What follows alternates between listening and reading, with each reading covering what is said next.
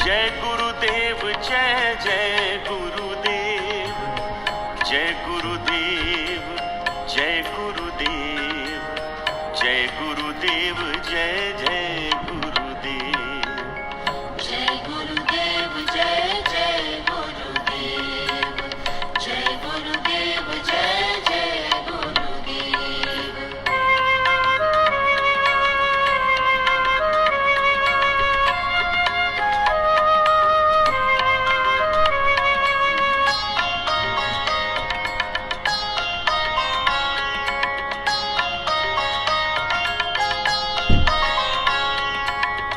जय गुरुदेव जय गुरुदेव, जय गुरुदेव जय जय गुरुदेव, जय गुरुदेव जय गुरुदेव, जय गुरुदेव जय जय गुरुदेव, जय गुरुदेव जय गुरुदेव, जय गुरुदेव जय जय गुरुदेव, जय गुरुदेव जय गुरुदेव, जय गुरुदेव जय जय गुरुदेव, जय गुरुदेव जय गुरुदेव, जय गुरुदेव जय जय गुरुदेव।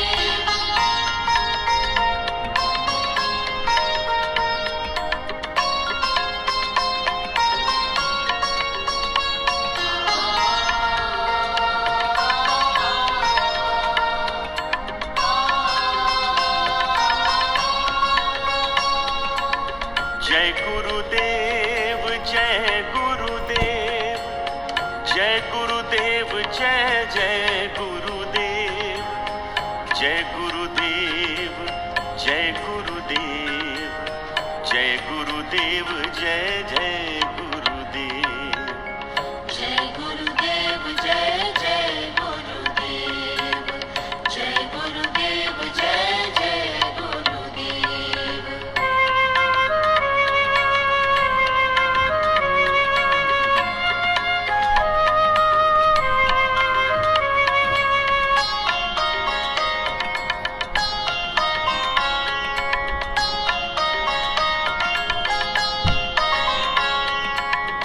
जय गुरुदेव जय गुरुदेव, जय गुरुदेव जय जय गुरुदेव, जय गुरुदेव जय गुरुदेव, जय गुरुदेव जय जय गुरुदेव, जय गुरुदेव जय गुरुदेव, जय गुरुदेव जय जय गुरुदेव, जय गुरुदेव जय गुरुदेव, जय गुरुदेव जय जय गुरुदेव, जय गुरुदेव जय गुरुदेव, जय गुरुदेव जय जय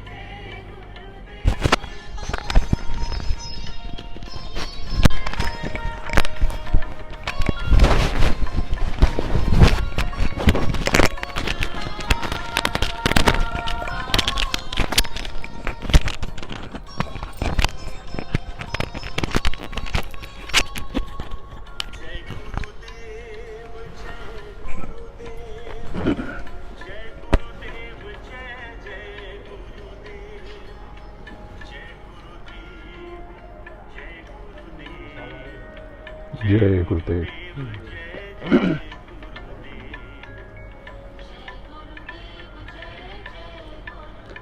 गुरु का ध्यान कर प्यारे, बिना इसके छूटना।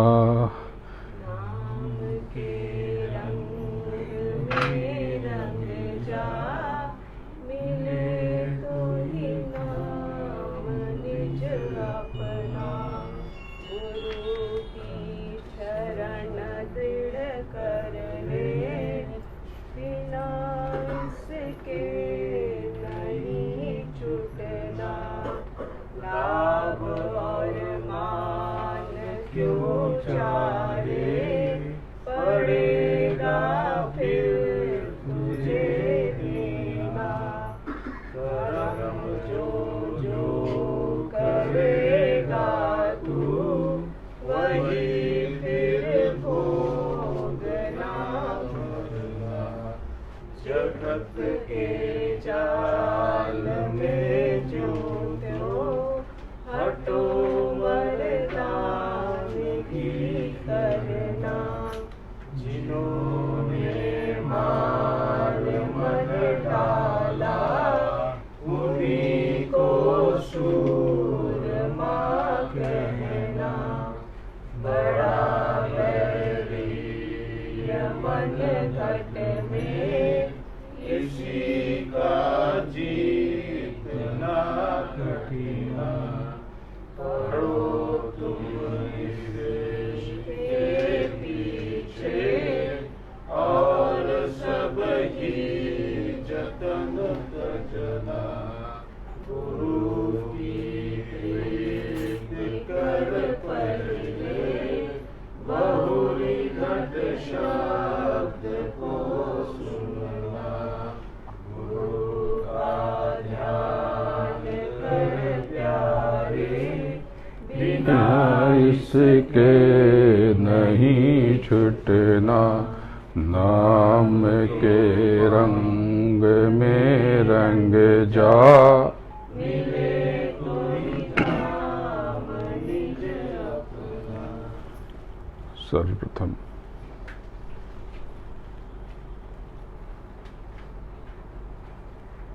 सदगुरु परम पूज्य बाबा जय गुरुदेव जी महाराज के चरणों में कोटि कोटि प्रणाम करता हूँ, नमन करता हूँ और जीवों के कल्याण के लिए उनसे गुहार लगाता हूँ, प्रार्थना करता हूँ। तत्पश्चात ऊपर के समस्त धनियों को नमन करता हूँ। इस सृष्टि को चलाने वाली सभी शक्तियाँ यानी सभी अधिकारियों को अभिवादन करता हूँ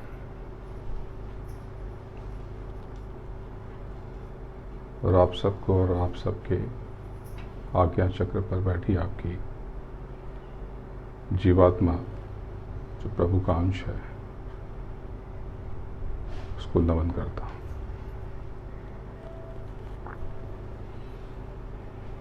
जिन्होंने मार मन डाला उन्हीं को सूरमा कहना। लाभ और मान क्यों चाहे पड़ेगा फिर तुझे देना।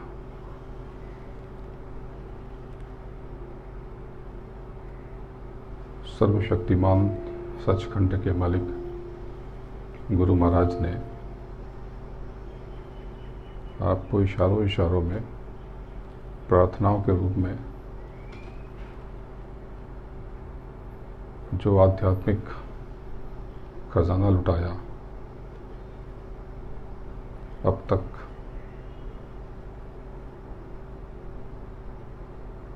ऐसा खजाना कभी नहीं बरसा। हुजूर ने कहा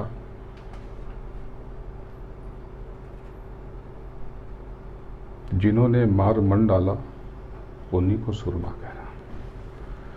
ये अलग बात और लाभ और मान क्यों चाहे पड़ेगा फिर तुझे देना, ये अलग बात। लाभ और मान जब आप नीचे उतारे गए तो मालिक ने बताया कि आप कर्मों के विधान से पाट दिए गए। कर्मों के चक्कर में उस फांस में आपको फंसा दिया गया। जब जीवात्माएं वापस जाने लगी तो इस जगत का मालिक बेचैन उठा जिसके अधीन आपको दिया गया था। अब उसने अपनी सल्तनत बनाई, अपने अधिकारियों का सृजन किया। जब ये कहा जाता है कि इन्होंने नीचे की कार्य प्रणाली प्रकट की, तो ये मत समझना कि वो कहीं बाहर से कोई अधिकारी लेकर के आए। उन्होंने पदों का सृजन किया। उन्होंने अपनी आध्यात्मिक जिम्मेदारी रूहानी, क्योंकि वो खुद भी भजन में बैठे, तो वो सती को दे दी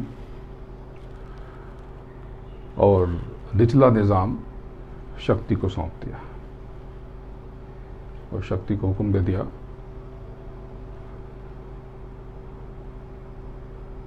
ये ऐसा करो कि लोगों को स्वयं का बोध भूल जाए।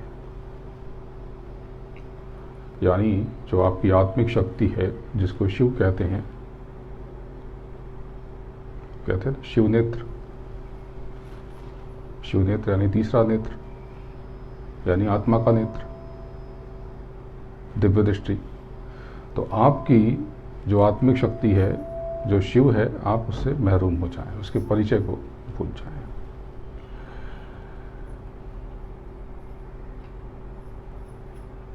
इस जगत के ईश्वर दे, काल पुरुष, उन्हीं को वक्त कह लो, उन्हीं को समय कह लो, इसीलिए काल कहते हैं। काल का मतलब कोई राक्षस मत समझना,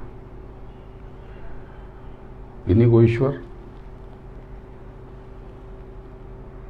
तो इन्होंने इनके निर्देश पर इन्हीं की आधी ऊर्जा, अर्ध चेतना यानी आद्या शक्ति, इन्होंने नीचे कई सारे पदों का सृजन कर दिया। ये सब तो आपने सुना, आप सबको पता है, जो पुराने लोग हैं वो सब पता है। इससे जोड़ के आज आगे की बात करूंगा। तो गुरु महाराज ने बताया कि नीचे एक सुमुख के नीचे 3 बड़े अधिकारी बनाए गए, जिनको आप ब्रह्मा विष्णु महेश के रूप में समझते हो। इन्हीं को वो GOD गॉड कहते हैं, G for generation, O for operation, D for destruction. कोई कहता है ये अलग है वो अलग है, तो समझ का फेर है। तत्पश्चात नीचे 33 तरह के अधिकारियों की रचना हुई, कर्मचारियों की, इसमें अधिकारी भी हैं, कर्मचारी भी हैं। तो 9 करोड़ और 10 करोड़ ऊर्जा के विद्युत के प्रवाह की रचना हुई, जिसको 9 करोड़ दुर्गा और 10 करोड़ शंभू कहा गया। 9 करोड़ दुर्गा क्या है? इन्हीं को शक्ति मत समझ लेना, भूल हो जाएगी। शक्ति ऊपर, इन सब की मुखिया बैठी। तो 9 करोड़ दुर्गा, 10 करोड़ शंभू, ये बिजली समझ लो। ये बिजली तो सीमित है, बड़ा छोटा उदाहरण है, बात पूरी समझ में ना आएगी। और फिलहाल ये समझ लो कि दोनों मिलकर काम करते हैं। जब कभी दोनों ऊर्जा आपस में चिपक जाती है तो शॉर्ट हो जाता है। जैसे आप ये 2 तारों को लगा दो, चिंगारी निकलती है ना, उड़ जाएगा फ्यूज। तो आपने कहीं कहीं देखा होगा एक शंकर जैसी आकृति वो ज़मीन पे पड़ी है, ऊपर एक देवी खड़ी है, तो तुमने वो शिव शंकर शंभू सब एक समझ लिया।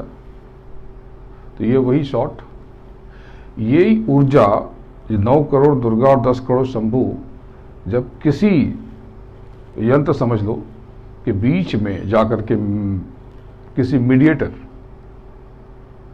किसी मध्यस्थ के बीच से जाके मिलते हैं तो जगमगा उठते हैं। तो मध्यस्थ सक्रिय हो जाता है, यानी कि वो उपकरण सक्रिय हो जाता है। इसको यूँ समझो कि ये बल्ब जल रहा, तो 2 बिजली के तार आए, बल्ब जल गया। अब इसी बल्ब को हटा दो और तार लगा दो तो उड़ जाएगा। तो आध्यात्मिक बातें पूर्णतः वैज्ञानिक के, विज्ञान तो बहुत नीचे का विज्ञान, विज्ञान यानी विषयगत ज्ञान। तो 9 करोड़ दुर्गा, 10 करोड़ शंभू, ये 33 कोटि पद के 33 करोड़ देवी देवता, इनके हिस्से, ये लिंग शरीर में बैठे हैं। तो ये कहाँ बैठे, लेकिन इनका भी नियंत्रण उसी सहज दल कमल, किसी कोई कमल का फूल मत समझ लेना, सहज दल के सबसे ऊपरी खंड में उस ज्योति में बैठे। इन्होंने ज्योति भी नहीं बनाई, सब था, ये तो खाली आके बैठ गए। ये सहज दल कमल कोई कमल का फूल नहीं है, इसको बहुत बड़ा ऑफिस समझ लो, बहुत बड़ा विभाग समझ लो, इतना विशाल, इतना विराट और इतना अद्भुत कि निचले जगत में तो कम से कम वैसा कोई लोक नहीं है, वैसा लोक नहीं है।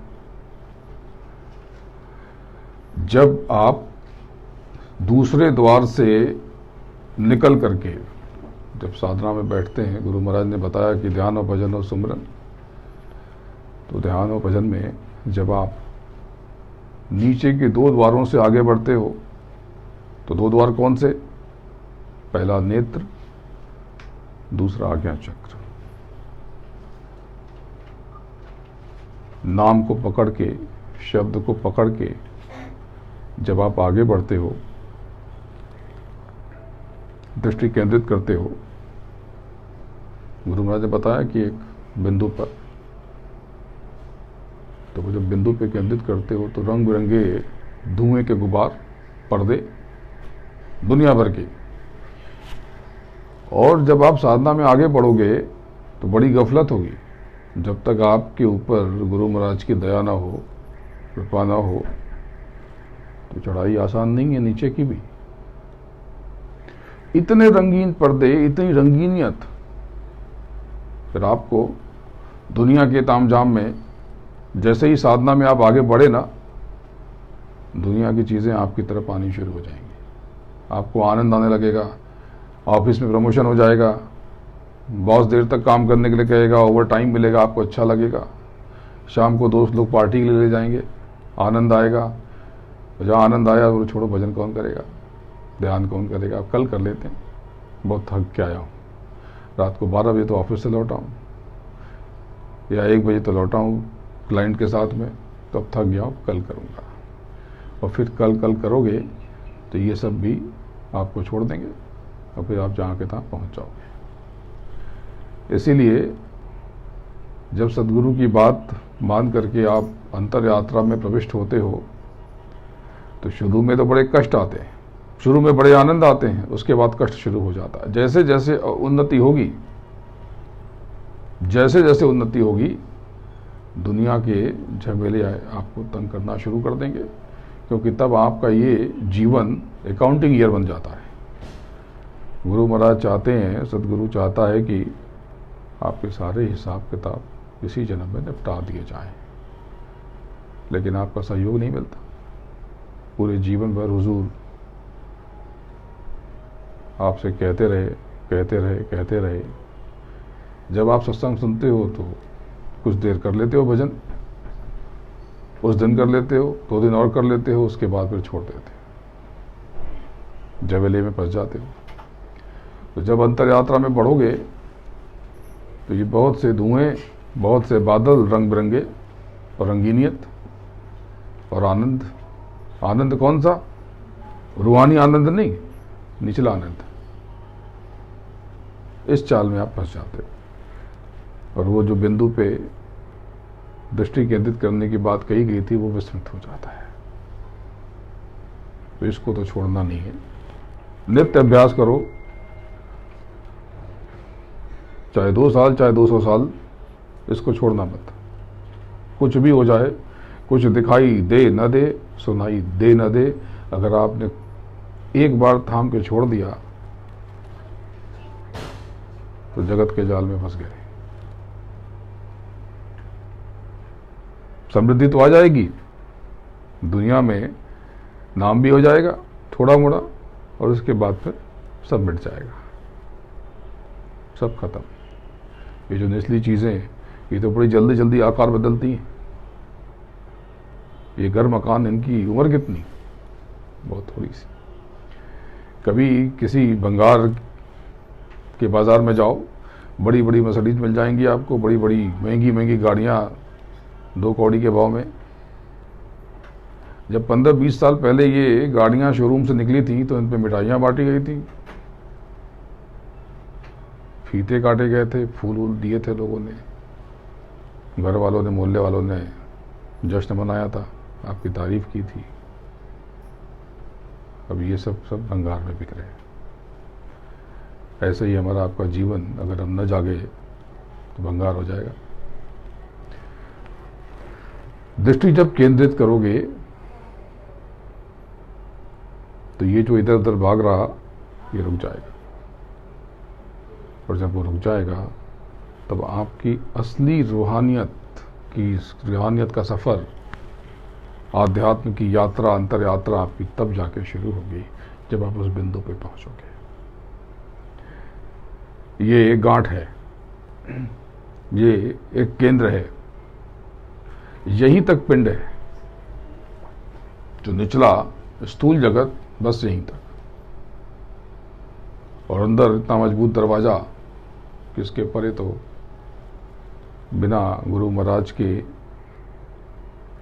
वरद हस्त के, बिना उनकी कृपा प्रसाद के आप जा ना पाओगे। जब वहाँ पहुँचोगे तो यही कुंज गली, यही 10वीं गली, ये इतना बड़ा स्थान, यही संगम जो आपने सुना ना कि वृंदावन की कुंज गली इसी को कहा गया था। ये निचली आध्यात्मिक किताब में, आध्यात्मिक ग्रंथों में निचला कोई वर्णन नहीं, कोई वर्णन नहीं। गोस्वामी जी ने जब घट रामायण गुप्त की और हाथरस वाले महाराज जी ने, यानी गुरु महाराज ने जब उसको प्रकट किया तो साफ साफ बता दिया कि भाई ये सब ऊपर का है, नीचे का कुछ नहीं। गुरु महाराज ने बार बार बताया कि राजापुर के महाराज जी जब उन्होंने लिखा, गोस्वामी जी ने तो बता दिया ये सब कुछ ऊपर का है। तो बड़ा विरोध हुआ उनका, काशी वालों ने बोला ये तो आप अलबेला राग अलाप रहे।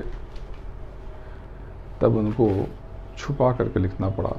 तब उन्होंने रामचरितमानस में सारी बातों को गुप्त रूप से कहा।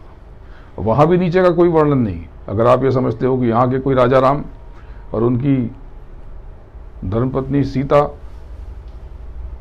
कोई राजा दशरथ अयोध्या के, तो बहुत बड़ी गफलत में पड़ जाओगे, भूल कर जाओगे। वहाँ भी उन्होंने ध्यान से पढ़ो अगर आप, तो गुरु महाराज ने बताया कि उन्होंने साफ साफ कहा है कि दशरथ यानी आपके 5 ज्ञानेंद्रियां, 5 कर्मेंद्रियां, इनके रथी दशरथ, आपकी 3 पत्नियां, नाम रख दिया गया सुमित्रा, कौशल्या और कैकेयी। उसी को तो रजोगुण, सतोगुण, तमोगुण कहा गया। यही है 3 पत्नियां, 4 पुत्र, काम, क्रोध, लोभ, मोह। उन्हीं को आप राम यानी कि मोह, लक्ष्मण यानी कि क्रोध, राम, लक्ष्मण, भरत, शत्रुघ्न, कुछ भी कह लो। जैसे कि ये जो आप जिनको ब्रह्मा विष्णु महेश कहते हो, विज्ञान उनको प्रोटॉन, इलेक्ट्रॉन, न्यूट्रॉन समझता है, कहता है। भाषा का फर्क तो होगा ना। आप पानी कहते हो, पहले जल कहते थे, वो आप कहते हैं, वो वाटर कहते हैं, और जाने क्या क्या नाम। विश्व में हजारों भाषाएं, सब में पानी का अलग नाम होगा। जिनको हम काल पुरुष कहते हैं, जिनको हम ईश्वर कहते हैं, जिनको मैं समय और वक्त कहता हूं, यही अल्लाह है। अल्लाह, कोई फर्क नहीं। जैसे कोई बापू कहे, कोई बाबा कहे, कोई पापा कहे, कोई डैडी कहे, 10 बच्चे हो जाएं, 10 तरह से पुकारें, बदलता नहीं है। तो जब तीसरे तिल पे आप ध्यान केंद्रित करोगे, जब आज्ञा चक्र पे ध्यान केंद्रित करोगे और उस बिंदु पे पहुंचोगे, तो बिंदु बड़ा अद्भुत, इसी का वर्णन करना मुश्किल। अभी इसके ऊपर की तो बात अलग है। जहां तक स्थूल जगत, अब यहाँ पर दरवाज़ा बंद, लेकिन सदगुरु वो उसके ऊपर इस दरवाजे का कोई असर नहीं, उसके लिए कोई द्वार नहीं। क्यों? क्योंकि सचखंड से दूसरा जो जिसने पैर रखा अपना निचले जगत में तीसरे तिल पे जरा सा उसका अंश, तो कितना, तो जरा से ये अंगूठे के इतना सा, ये इतना, और वो इतना जगमग, इतना अद्भुत। जब तक आप तीसरे तिल में नहीं पहुंचोगे आप सदगुरु के असली स्वरूप को नहीं समझ सकते। जो लोग कहते हैं कि गुरु महाराज मर गए, उनकी बुद्धि मर गई, उनकी क्षमता मर गई, उनको कुछ पता होता नहीं है। गुरु महाराज ने जो कुछ कहा वो अक्षरशः सत्य है। जो लोग मई की उस तारीख को, जब उसमें वो सब कार्यक्रम हो रहा था आश्रम पे, उस हमको याद होगा कि कितनी गर्मी, 50 डिग्री 48 डिग्री टेम्परेचर, और जो आश्रम के जो प्रेमी हैं, जब आप उनसे बात करोगे तो आपके आंसू निकल आएंगे। जिन्होंने स्नान कराया उन सब ने कहा कि 4 दिन घोषित किए हो गया था कि ये शरीर है, अब इसमें से चेतना निकल गई, लेकिन शरीर गर्म था। कैसे? एसी में रखा हुआ शरीर 4 दिन पुराना, और जब नीचे गाड़ी में उनके शरीर को रखा गया तो जो लोग वहाँ मौजूद थे उनके होश उड़ गए। जो लोग ये समझते थे कि ये कोई मनुष्य हैं, बाबागिरी कर रहे हैं, उनके भी होश उड़ गए। इतना तूफान, इतनी बिजली और फूलों की तरह बारिश। जो प्रेमी गाड़ी में थे उनसे पूछना तो कहे, उन्होंने बताया कि बताते हैं, और आप सबने देखा होगा जो वहाँ मौजूद थे, कि गाड़ी ऐसे हुई, ऐसे हुई और ऐसे हुई। और जिन्होंने उसके बाद शरीर को उठाया उन्होंने कहा कि ये जो शरीर हमने ऊपर से उतारा था ये शरीर तो नहीं है।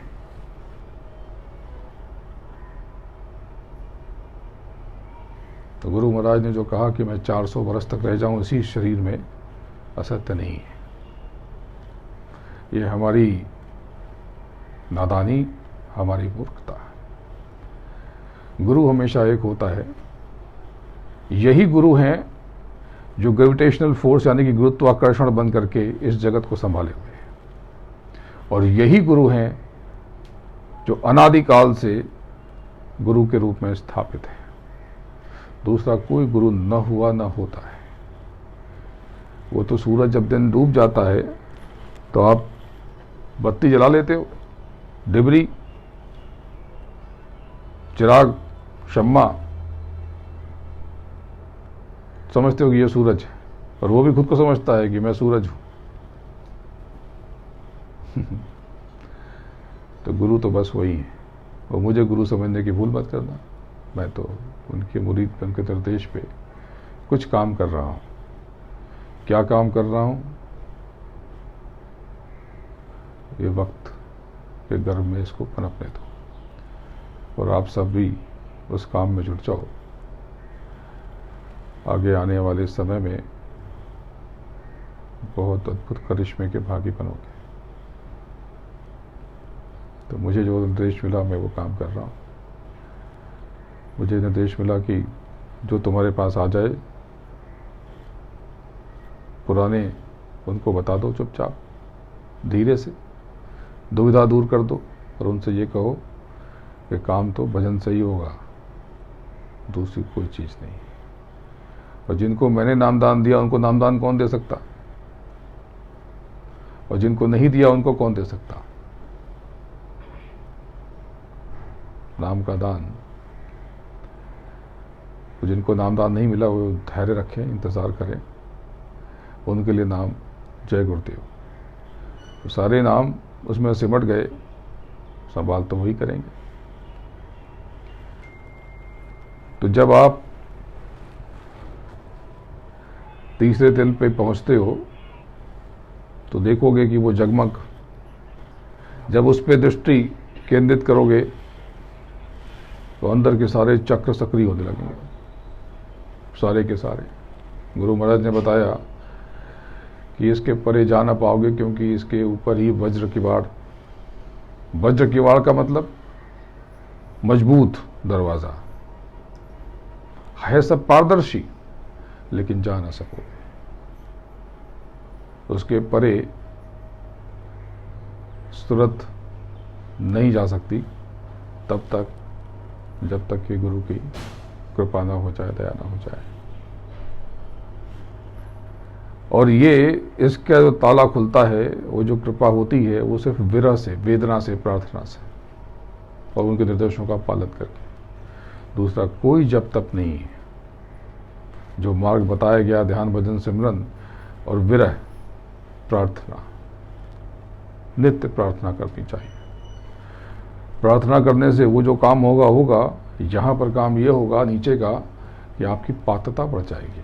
फिर जब आप ध्यान भजन में, जब ध्यान में देखोगे तो जब वो चरण के नाखून दिखें, तो जिन्होंने गुरु महाराज का दर्शन किया है, सदगुरु का दर्शन किया है, वो क्षण में पहचान जाएंगे कि ये चरण, ये नाखून तो बस वही है।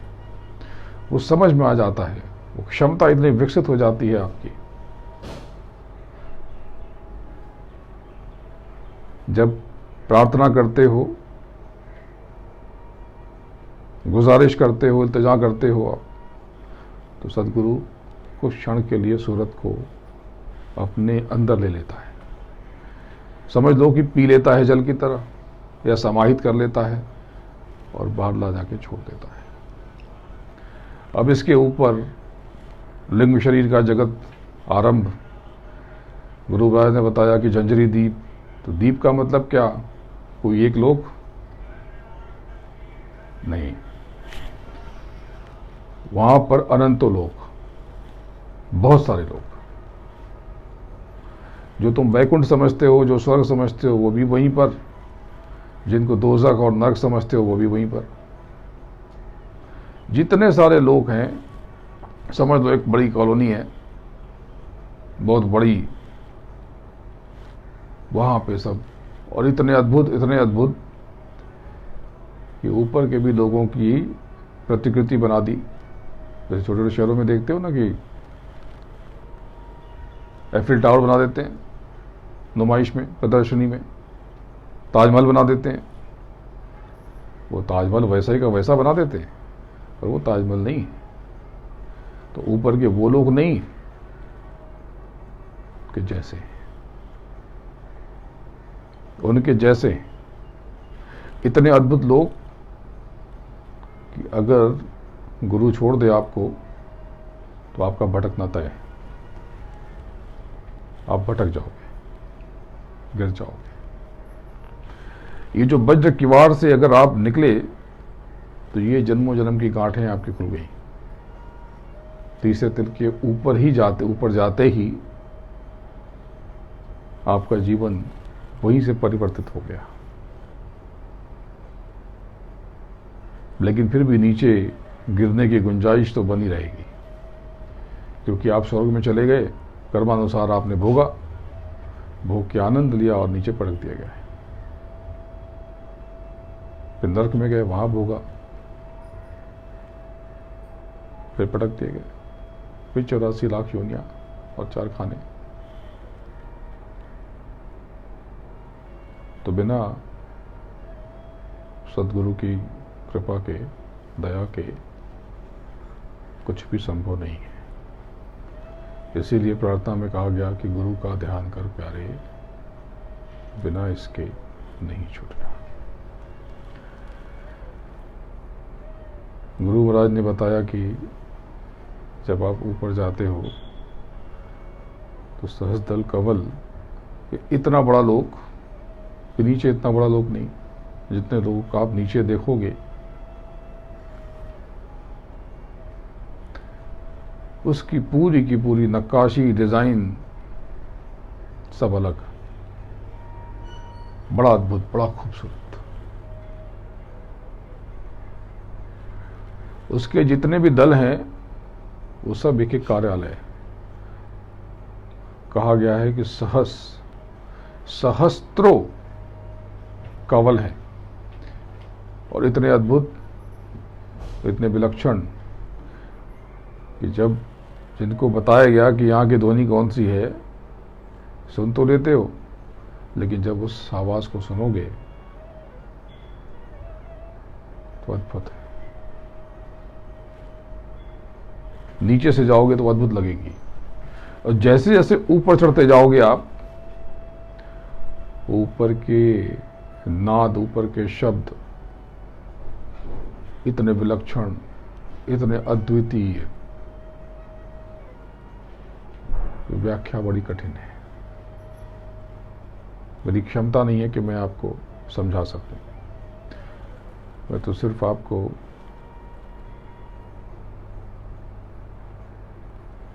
एक उदाहरण दे रहा हूं जिसके आपके भीतर इच्छा जगे, आपका संकल्प मजबूत हो और आप ध्यान और भजन में बैठे। उनकी मौज होगी तो और भी चीज़ें बताई जाएंगी। एक प्रेमी ने मुझे, मैं अभी दिल्ली में था, अभी लौटा हूँ, कुछ देर पहले, करीब घंटे भर पहले मैं आया हूँ। मुझे वहाँ एक प्रेमी ने कहा कि ब्रह्म और माया, गुरु महाराज ने बताया कि एक ही सिक्के के दो पहलू, तो ब्रह्म का स्वरूप तो बताया, माया का। गुरु महाराज चाहते थे कि आप माया का स्वरूप खुद ही देखो, इसलिए ना तो उनकी ध्वनि बताई, ना तो आवाज बताई, ना उनका स्थान बताया।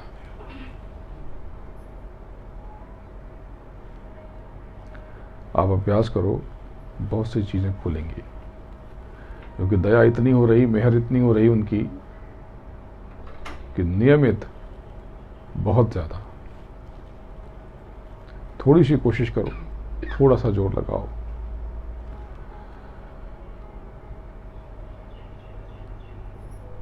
लापरवाही मत करना, आलस्य मत करना। दुनिया की चीजों के लिए आलस्य कर जाओ, पर बड़े भाग मानुष तन पावा। बड़ी किस्मत से आपको ये देह मिली है, ये शरीर मिली है, और बड़ी तकदीर से, बड़े पुण्य कर्मों से आपको सदगुरु का सानिध्य मिला है। उस महापुरुष, उस परम ऊर्जा का बहुत से लोगों को, आज जो लोग बैठे हैं उनको दर्शन हुआ, बहुत से लोगों को नहीं हुआ।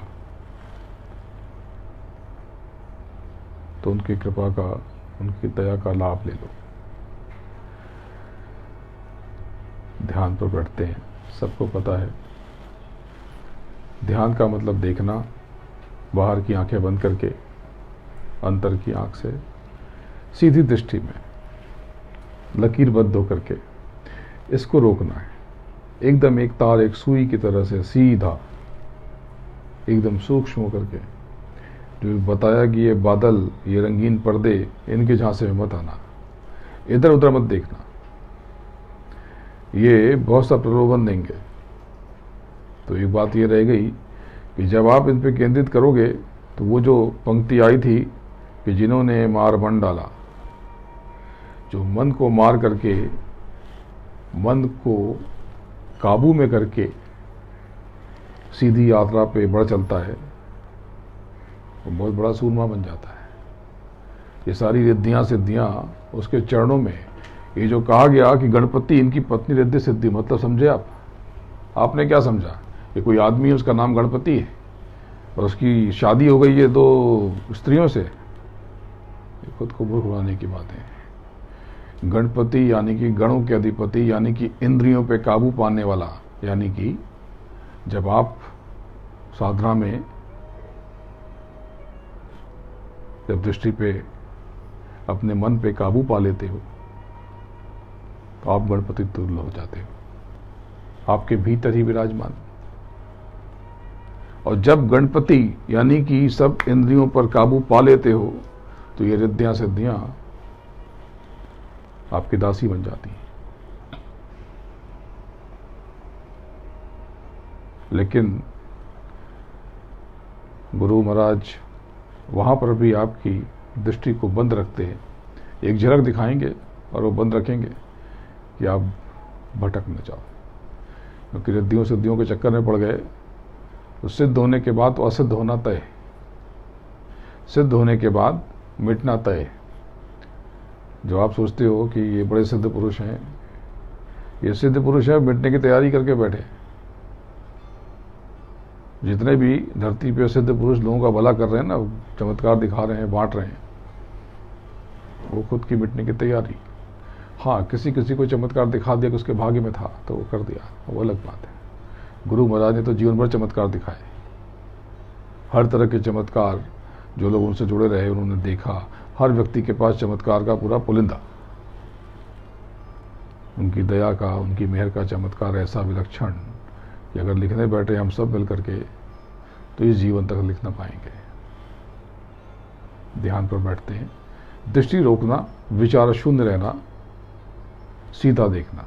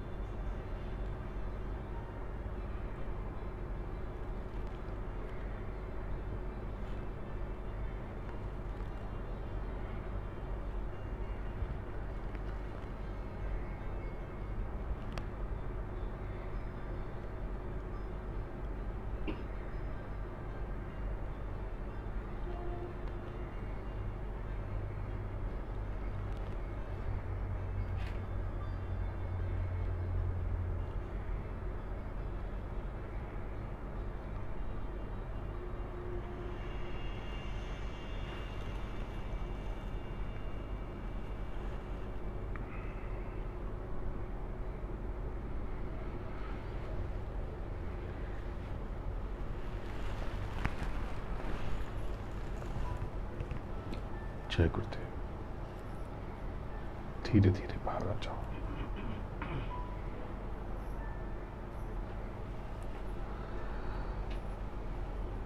कई लोग तो थोड़ी स्थिरता तक पहुंच गए, पर बहुत से लोग एक कंपन उस पर काबू नहीं कर पा रहे। तो ये जो कंपन, दृष्टि जो झिलमिल हिल रही, ये दो ही चीज से, दो ही तरीके से ये काबू में आएगी। एक तो अभ्यास, नियमित अभ्यास। बहुत ज़्यादा समय हुआ, क्योंकि इतना वक्त बचा नहीं जितना आपने बिता दिया। मेरी इन बातों का मर्म आपको समझ में आगे आएगा। तो अभ्यास, और दूसरा प्रार्थना, गुजारिश। ये दो चीज, दो तरीके से ये दृष्टि स्थिर रुक जाएगी और आप बड़ी जल्दी एक मकाम पे पहुंच जाओगे। ये जो बुलबुले बादल पहले कभी हल्के पीले, कभी स्याह, सफेद काले मिले हुए, ये जो आ रहे जा रहे, ये इल्यूजन है, भ्रम। वो जो बिंदु की बात गुरु महाराज ने बताई वो वहीं स्थिर है, वो हिलता नहीं, ऐसे ऐसे नहीं होता। साधना का मुख्य नियम है कि विचार शून्यता और स्थिर, हर चीज में स्थिर। अगर साधना बैठोगे, जो हिलते रहोगे, शरीर को भी हिलाते रहोगे, तो समस्या होगी। शरीर में ऐसी डिजाइनिंग है इसकी कि कुछ न कुछ करो, कभी आपको ऐसे खुजली नहीं होगी, लेकिन जब आप भजन करोगे तब जरूर कान में खुजली होगी, तो तभी यहाँ खुजली होगी, इधर होगी। लेकिन इन सब पे नियंत्रण पा करके, गणपति बन करके आप अभ्यास में बैठो, तो गणपति वाकई ये जो जिनकी हम उपासना यहाँ करते हैं नीचे, ये कौन है ये आप देख पाओगे। ये गणपति जो नीचे उपासना करते हैं ना, ये सुमुख है, सुमुख। तो ये तो अलग बात है। तो ये मत समझना, बहुत से लोग कहते हैं कि स्वर्ग और नरक सब यहीं पर है। हाँ भी और ना भी, क्योंकि भोग तो सब यहीं के हैं, लेकिन जो यहाँ आपने भोगा ये जरा सा है ये बहुत जरा सा, और जितना भोगा ना जाने कितना बाकी है। हर कर्म के अनंतों गुना फल, वो निश्चित संख्या नहीं है, इतने गुना होगा। 2 गुना भी हो सकता है, 2 करोड़, 2 अरब, 2 खरब गुना भी हो सकता है। जब कर्म किया जाता है तो उसकी तीव्रता कैसी है।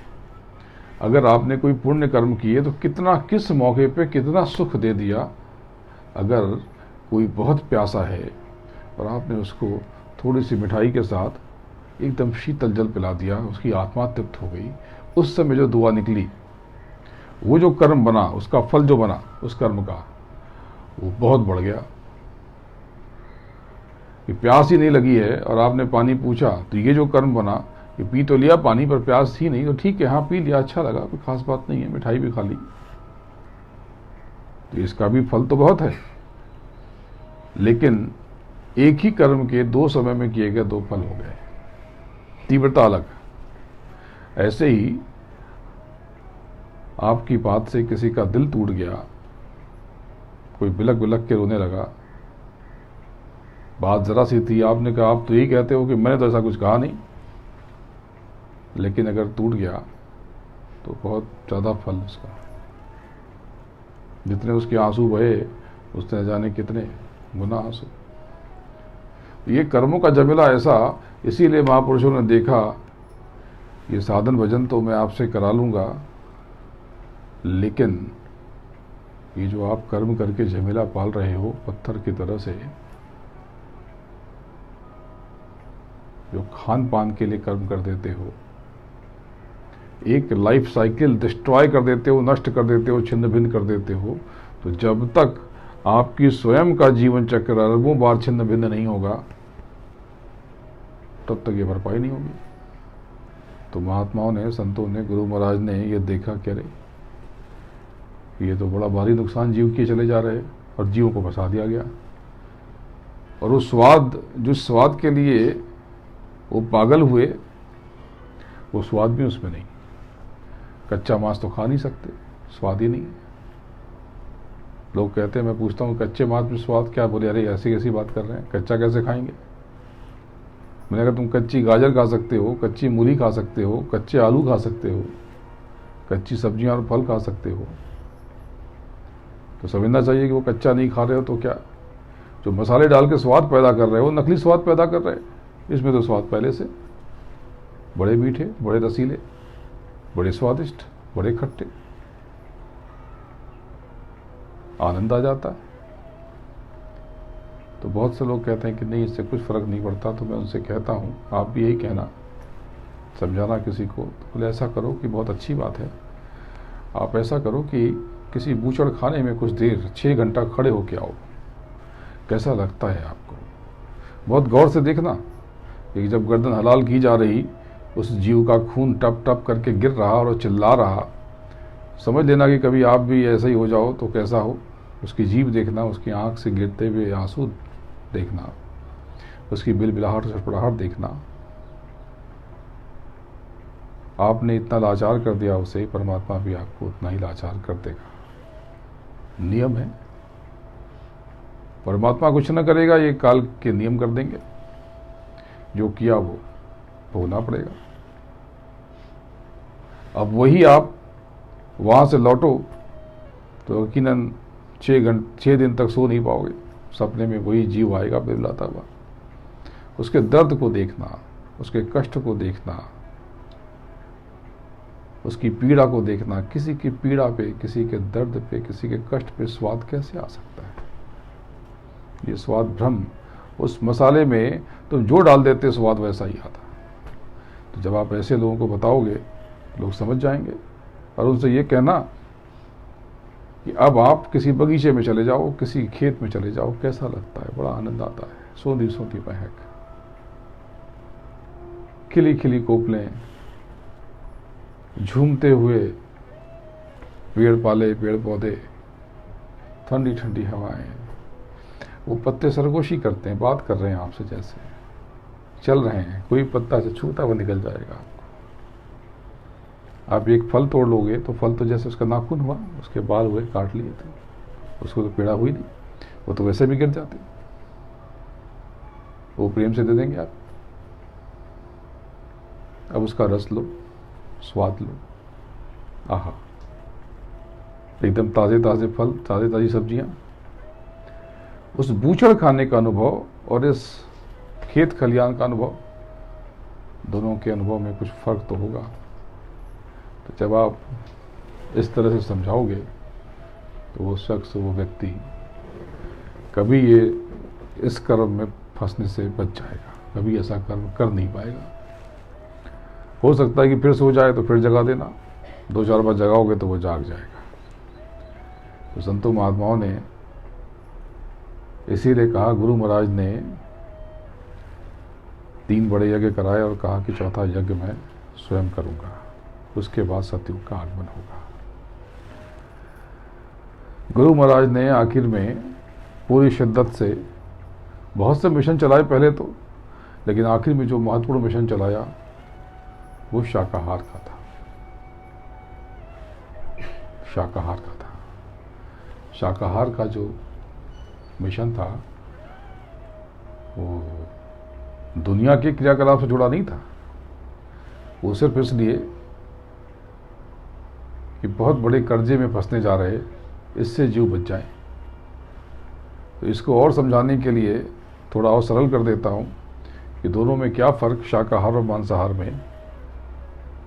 तो जैसे कि आप कहीं बाहर जाते हो, कहीं होटल ले लेते हो, तो एक रात का होटल का कितना दे देते? 500, 1000, 2000, 10,000, इमरजेंसी हुई तो 50,000। और क्या दोगे? अगर एक रात के कोई आपसे 100 करोड़ मांगे, 50 करोड़ मांगे, क्या आप दोगे? आप बोलोगे मैं पागल हूं क्या, इतने में तो बिल्डिंग बन जाएगी। बस यही बात है भाई। जिस भूख को मिटाने के लिए गाजर मूली से काम हो जाता बिना कर्म को लादे हुए, उसी भूख को मिटाने के लिए हम जन्मों जन्म फंस जाएं। ये तो बड़े घाटे का सौदा। इससे अच्छा तो भूखे ही रह जाते, यानी इससे अच्छा तो हम फुटपाथ पे सो जाते, रेलवे स्टेशन पे सो जाते, कहीं किसी गैलरी में सो जाते, किसी घर के बाहर सो जाते। अपने जीवन की और कई जन्मों की पूंजी लुटा दें, संपत्ति लुटा दें। तो बाबा जी ने कहा कि बाबा जी का कहना है शाकाहारी रहना है। तो ये कर्मों के विधान को आप लोगों को बताएं, उनको समझाएं। अंतर यात्रा की जो मुख्य पद्धति है, गुरु महाराज ने उसे कहा भजन। संतों ने कहा, गुरु महाराज ने हमें बताया, हम सबको बताया। जो उनसे जुड़े रहे, जो नहीं जुड़े रहे उनके लिए भी भजन।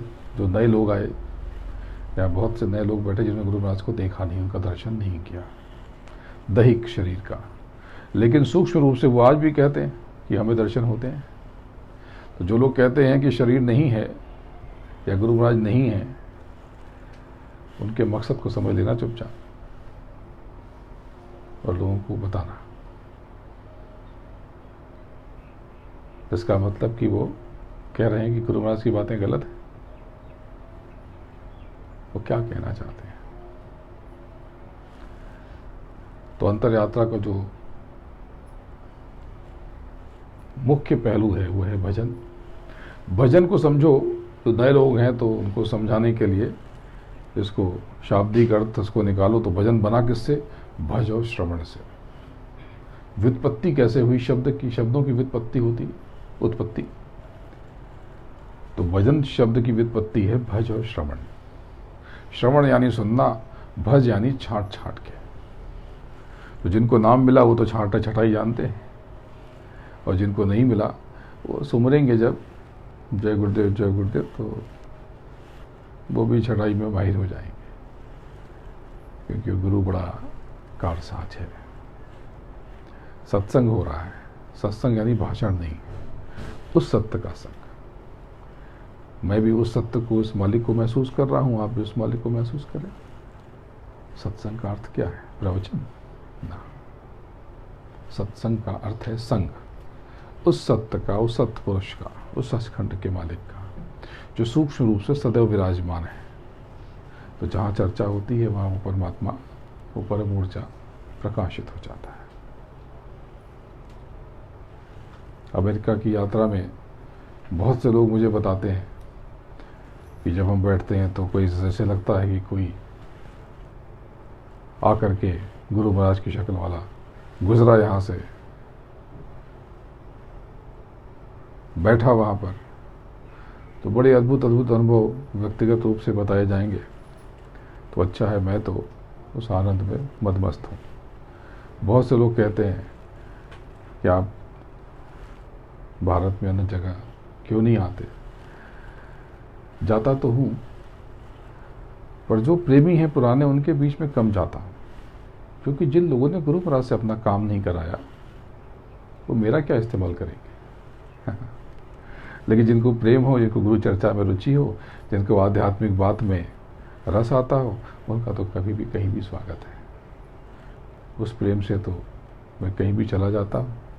अभी दिल्ली उसके आसपास था, अभी लौटा हूँ, लेकिन लौटते लौटते ही संकेत मिला तो शायद परसों नरसों फिर चला जाऊँ, तय नहीं है। भजन में भजन की क्रिया अलग है। जो ध्यान की क्रिया से भजन की क्रिया भिन्न है। और इस शब्द योग में सबसे मुख्य हिस्सा जो वो भजन का है। ध्यान ने एक समय तक काम किया, ध्यान ने आपको स्थिर किया, और जैसे ही वो आपने मन को पकड़ा, ध्यान से आपने मन को पकड़ा, काबू किया, अब यहाँ से वो शब्दों का नाद का क्रम शुरू हो गया, क्योंकि वो शब्द पल पल आपकी तरफ घुमड़ रहे, उमड़ रहे। उनका सैलाब, उनका प्रपात, उनका फोर्स आपको अपने में बांधे हुआ है। जैसे माँ अपने बच्चे को बांधे हुए रहती है गोद में। बच्चा सोया हुआ तो उसे पता ही नहीं चलता कि माँ ने उसे गोद में उठाया हुआ है।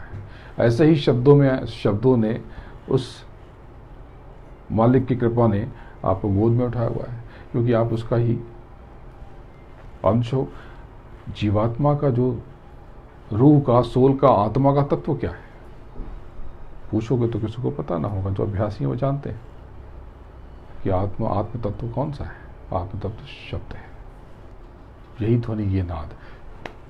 ये आवाज को शब्द मत समझना, धोखा हो जाएगा। इसके जैसा तो है पर ऐसा नहीं है, ऐसा नहीं है। इसमें तो कोई आनंद नहीं। ये तो आहत है, यानी टकराव से बना है, वो अनाहत है, कुछ टकराव से नहीं बना। जब यात्रा नीचे से ऊपर शुरू करोगे तो बदलती हुई ध्वनियां, लेकिन जब ऊपर से उतर के झांक के नीचे देखोगे तब आपको लगेगा ये तो एक ही शब्द की धार है। अलग अलग खंड पे अलग अलग तरह से सुनाई पड़ती है। जैसे सूरज जब उगता है तो लाल नजर आता है, थोड़ा और समय बीतता है, कुछ क्षण, तो ऑरेंज संतरे के रंग का हो जाता है, केसरिया हो जाता है। थोड़ा सा और ऊपर बढ़ता है तो पीला हो जाता है, थोड़ा और ऊपर बढ़ता है तो सफेद हो जाता है। तो क्या ये अलग अलग सूरज है? नहीं, सूरज एक ही है। ऐसे ही प्रकाश, ऐसे ही शब्द, ये परिवर्तित होते हुए महसूस होते हैं। जब नीचे से ऊपर चढ़ोगे तो ये जो शब्द है ये टूट टूट के आएंगे। जैसे जैसे ऊपर चढ़ते जाओगे इनमें खिंचाव आता जाएगा, ये टूटन कम होती जाएगी, ये जुड़ते जाएंगे। जिनको नाम मिला है वो जानते हैं कि नीचे की आवाज टूटी टूटी सी, और उन्हीं की टूटी आवाज भी जुड़ी हुई भी, लेकिन वो भी टूटी। जो गुंजन है एक समय पे रुकता है, और नीचे का जो गुंजन है वो पल पल रुकता है, खट खट खट खट खट खट, छन छन खन खन थम थम। और उसके ऊपर ये और बड़ा होता जाता है, फिर डम डम होता है। ये जो है इसमें कंपन, ये कंपन बढ़ता जाता है। ये शब्द की एक ही धार है, दो धार नहीं है। अलग अलग तरह से, अलग अलग जगह से अलग अलग स्वरूप रहता है। आप जन्मे तो आप अलग थे, स्वरूप ही अलग था। अब आपका स्वरूप अलग है। 20 बरस के बाद स्वरूप बदल जाएगा। आप व्यक्ति एक ही हो, दूसरे बदले नहीं, लेकिन सब कुछ बदल गया, पूरा अनुभव बदल गया। जिसने बचपन में आपको गोद में खिलाया और वही अगर आपको अभी स्नेह से निहारे तो दोनों के अनुभव में जमीन आसमान का फर्क है। वो वात्सल्य अलग और ये वात्सल्य अलग। तो जब आप अनुभव में डूबोगे तो आप देखोगे कि शब्द आपको लपेटे हुए। इसको समझाने के लिए समझो कि जैसे कि वाईफाई, ये मोबाइल आप सबके पास, तो कहीं जाते हो तो पासवर्ड मांगते हो, या कहीं कहीं पासवर्ड खुला हुआ होता है, खाली आप अपना मोबाइल नंबर डालते हो, एक कोड आ जाता है, कोड डालते हो, बस। तो ये क्या है? आप सेटिंग में जाकर के वाईफाई को जब सिलेक्शन करते हो, ये क्या है कि मैं तैयार हूं। आप वाईफाई, आपका डिवाइस, आपका मोबाइल क्रिएट नहीं कर सकता। आप समर्पित हो जाते हो, बस यही समर्पण, इसी को भक्ति कहते हैं, और सब कुछ आपको इसी से प्राप्त हो जाएगा। वो कृपा, वो दया, वो मौज उस प्रभु की, उस सदगुरु की बह रही पल पल, क्षण क्षण। बात को समझो। जब आप उसको पल आंख बंद करके ध्यान और भजन के पश्चात जब आप महसूस करोगे, आपके रोए खड़े हो जाएंगे। तब आप उसको, आपको लगेगा कि वो आपके पास खड़े हैं, वो सदगुरु आपको छू रहा है, स्नेह से निहार रहा है। तब आपको पता चलेगा कि आप कष्ट में नहीं हो, आप तो आनंद में हो। ये जो कष्ट आपने भोगा, ये तो करोड़वां हिस्सा भी नहीं था। जाने कितना कष्ट उसने स्वयं पे लेकर के काट दिया, टाल दिया। अगर आपको ये लगे कि किसी संगत में आध्यात्म से जुड़ने के बाद किसी की उन्नति हो रही है, ये समझना कि उसके सुख भी काटे गए, वो सुख भी उसके काटे गए।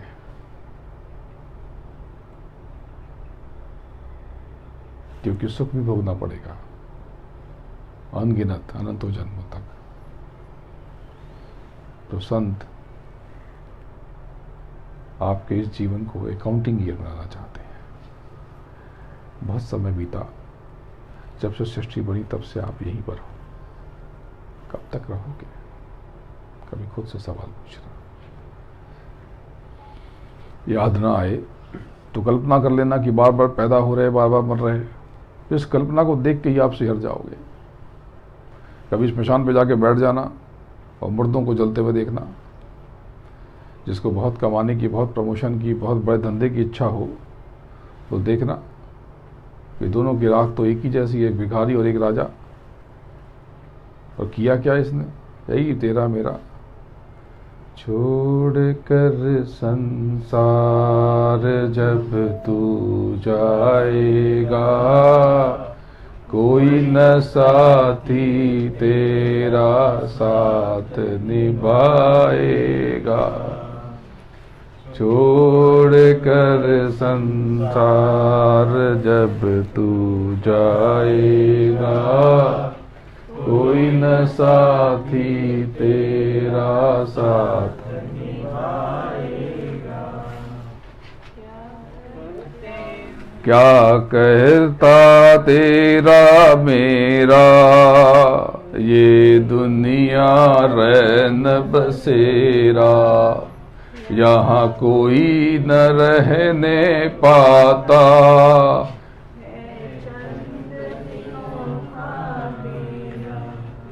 हंस उड़ जाएगा, कोई न साथी तेरा में।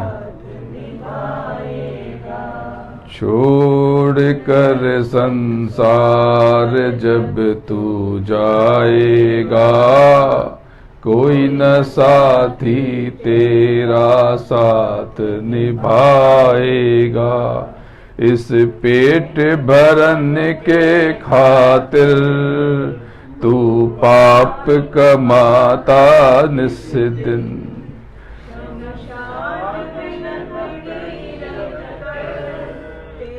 आग लगेगी एक दिन खाक हो जाएगा, कोई न साथी तेरा साथ निभाएगा।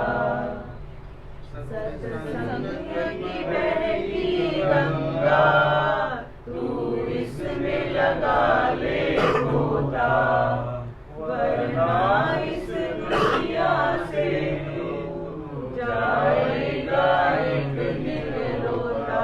फिर पछताएगा, कोई न साथी तेरा साथ निभाएगा। छोड़ कर संसार जब तू जाएगा, कोई न साथी तेरा साथ निभाएगा। यूं कहता मेरा मेरा, यह दुनिया रैन बसेरा। यहाँ कोई न रहने पाता, है चंद दिनों का डेरा। सुर जाएगा, कोई न साथी तेरा साथ निभाएगा। सतगुरु चरण में शिव, तू प्रीत लगा ले बंदे। कट जाए सब तेरे, ये जन्म मरण के फंदे। पार हो जाएगा, कोई न साथी तेरा साथ निभाएगा। छोड़ कर संसार जब तू जाएगा, कोई न साथी तेरा साथ निभाएगा। जब आपकी देह शांत हो जाएगी, वो कैसा होगा? तब आपके शरीर पे सारे वस्त्र, सारे गहने उतार लिए जाएंगे। नहला धुला के नंग दड़ंग आप रख दिए जाओगे और ऊपर एक कपड़ा डाल दिया जाएगा। आपकी सारी संपत्ति अलमारी में बंद, चाबी किसी और के पास। जो आपने माल जमा किया सब दूसरे का हो गया। जब शरीर छूटता है तो हम मूर्छित हो जाते हैं। ज़्यादातर लोग साधक को छोड़ करके सब लोग मूर्छित हो जाते हैं, आंख बंद हो जाती है और वो यमदूत जब आकर के दहाड़ते हैं, उनकी आवाज़ से सारी इंद्रियां सहम जाती हैं, सिकुड़ जाती हैं और आप शरीर से नोच दिए जाते हैं। उस नोचने में इतनी पीड़ा, इतना कष्ट कि जगत में वैसा दूसरा कोई कष्ट नहीं। गर्दन काटने में उतना कष्ट नहीं होता। लेकिन जो अभ्यासी होते हैं, जो नियमित साधन भजन में, तो सदगुरु का निर्देश है कि मेरे जीवों को बिना मेरी अनुमति के हाथ मत लगाना। इसलिए गुरु महाराज ने कहा कि जब किसी के शरीर में हरकत ना हो तो उसके कान में जय गुरुदेव बोलना। जब कोई कष्ट आए जीवन में, लगे कि अब शरीर छूट जाएगा, तो उसे कान में जय गुरुदेव बोल दो ना, यमदूत किनारे खड़े हो जाएंगे और निकालेंगे तो सम्मान से, आदर से। ये ऊर्जा, पूरी दुनिया ऊर्जा को नीचे की तरफ धकेले हुई है। तो स्थूल काम, वासनाएं, आकांक्षाएं, इसकी दिशा बदल दो, परमात्मा की तरफ मोड़ दो, आध्यात्म की तरफ मोड़ दो, आप शक्तिशाली बनते हो। नीचे गए तो भिखारी बन गए। नीचे ऊर्जा आती है तो व्यक्ति रत्नाकर बन गया, डाकू कहलाया। और ऊर्जा के प्रवाह को बदलते ही, दिशा बदलते ही वाल्मीकि हो गए। जब शरीर शांत पड़ा रहता है मृत्यु के बाद, तो पूरा जीवन उसको थोड़े से देर में, 24 घंटों में या जितने भी समय में, हर जीव की कथा और गाथा अलग, सारे कर्म उसको दिखाई देते हैं और वो बिलबिलाता है कि काश मुझे एक अवसर फिर मिल जाए, एक मौका फिर मिल जाए तो मैं ये ठीक कर लूँ, ये ठीक कर लूँ, ये ठीक कर लूँ, मैं भजन कर लूँ। पहले भी जीव आया धोखा देकर खुद को और सदगुरु को कि अगर मनुष्य जीवन मिला तो मैं भजन करूँगा, इस जन्म मृत्यु के चक्कर से निकलने की चेष्टा करूँगा, कृपा लेकर निकल जाऊँगा, और यहाँ आया तो फंस गया, भूल गया। गुरु महाराज ने कहा कि आप 24 घंटे आपके, उसमें से 23 घंटा आप अपना काम करो, जगत का काम करो, दुनियावी काम करो, सांसारिक कार्य करो, लेकिन 1 घंटा सिर्फ आप स्वयं के लिए दे दो। क्या करना? सुमिरन, ध्यान और भजन। ध्यान का अभ्यास हमने किया, भजन का अभ्यास करते हैं। बाहरी कानों को विराम देना है, आराम देना है, अंदर के कान से सुनना है। अब देखो, जो हम लोग बात कर रहे थे कि जो देखने की क्रिया, ध्यान की क्रिया लकीरबद्ध, पर भजन की क्रिया लकीरबद्ध नहीं होती। भजन की क्रिया सहस्त्रार से उठना है, आज्ञा चक्र से होते हुए सहस्त्रार। जब ध्यान में सहस्त्रार शामिल नहीं हुआ, लेकिन भजन में सहस्त्रार शामिल होगा। तो ये आज्ञा चक्र मतलब समझते हैं कि ये ऊपर की त्वचा, ये गलत है, भ्रम है।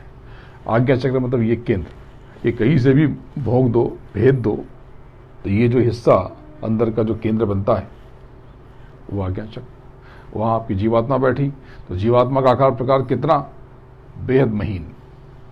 एक बाल तोड़ लो, उसकी मोटाई देख लो, इतने में तो करोड़ों जीवात्माएं, करोड़ों। ये यहां पर आपकी बैठी। तो भजन में कान बंद करके, बाहर के, अंदर के कान से ऊंचा ध्यान करके सुनना है। शुरू में जो गुंजन आए ना, जो कुछ भी आप सुन पा रहे हो, झनझनाहट, गनगनाहट, उस पर ध्यान स्थिर करो और सुनो क्या हो रहा है।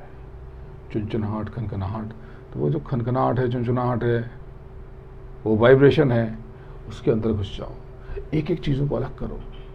जैसे कोई गाना सुनते हो तो आप पहचान लेते हो कि ये देखो ये बांसुरी है, ये हारमोनियम पीछे बज रहा है, ये तबला भी है, ये तानपुरा भी पीछे से बज रहा, ये पीछे से ये यंत्र भी बज रहा, वो यंत्र भी बज रहा। कैसे ध्यान देते हो तो समझ में आ जाता है। बस यही ध्यान आपको वहां देना है। जैसे आप मिक्स कर दो, मिला दो, काला चावल, सफेद चावल, तेल, दाल, तो जब ध्यान दे के आप करते हो अलग अलग, तो अलग अलग हो जाता है ना।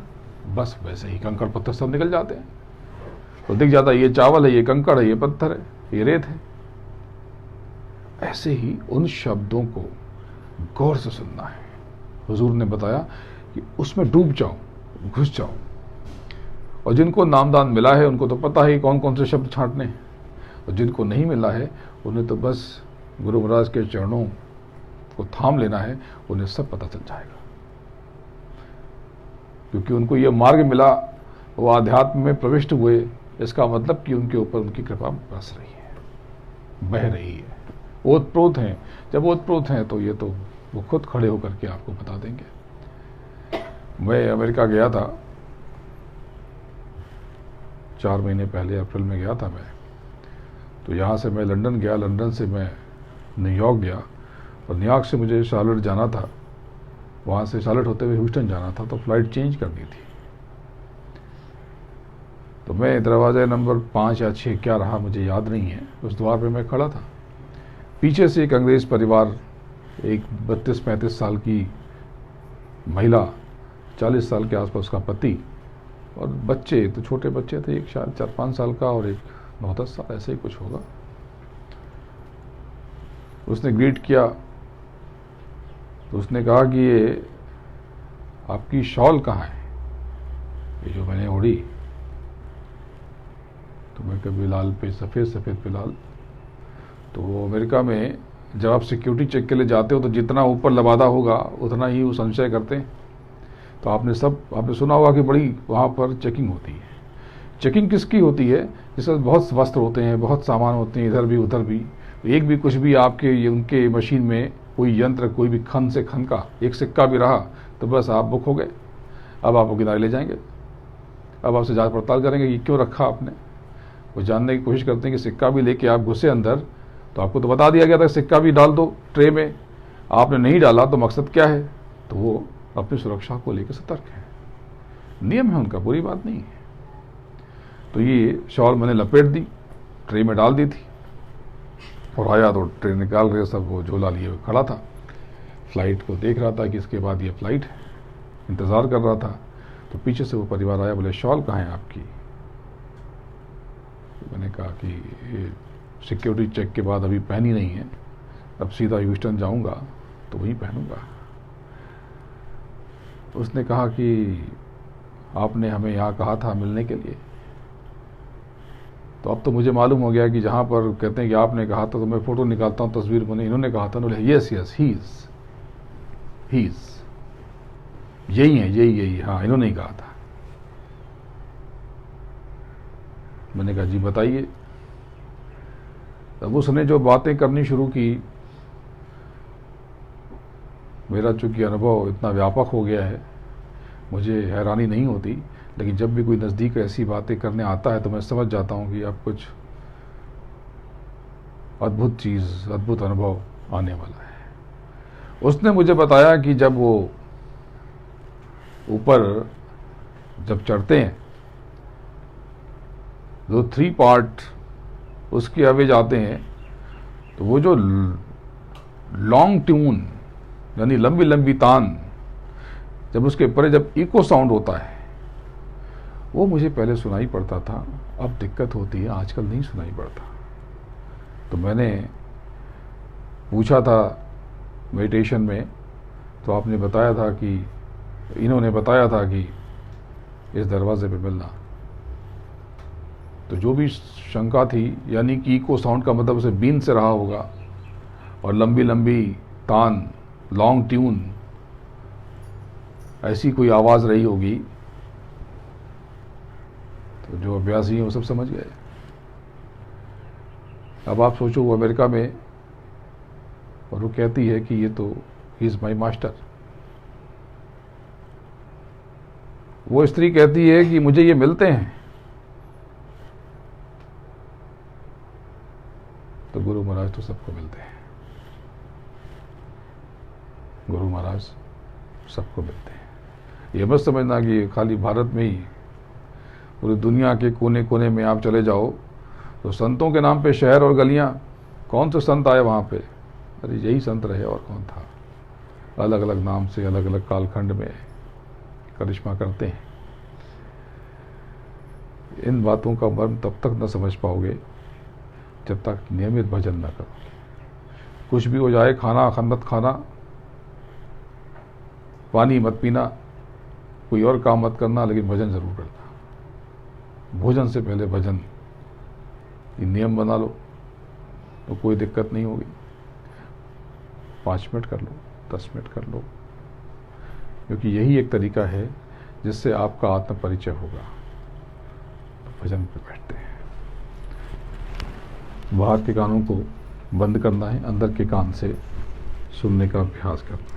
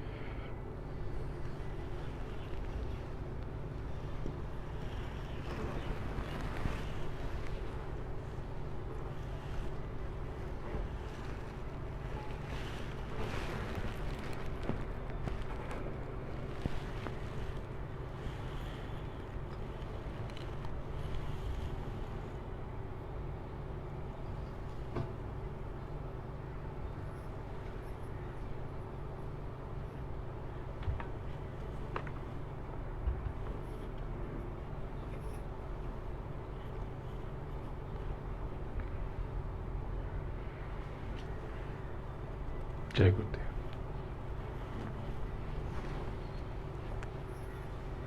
मेरे प्यारे गुरु दातार मंगता द्वारे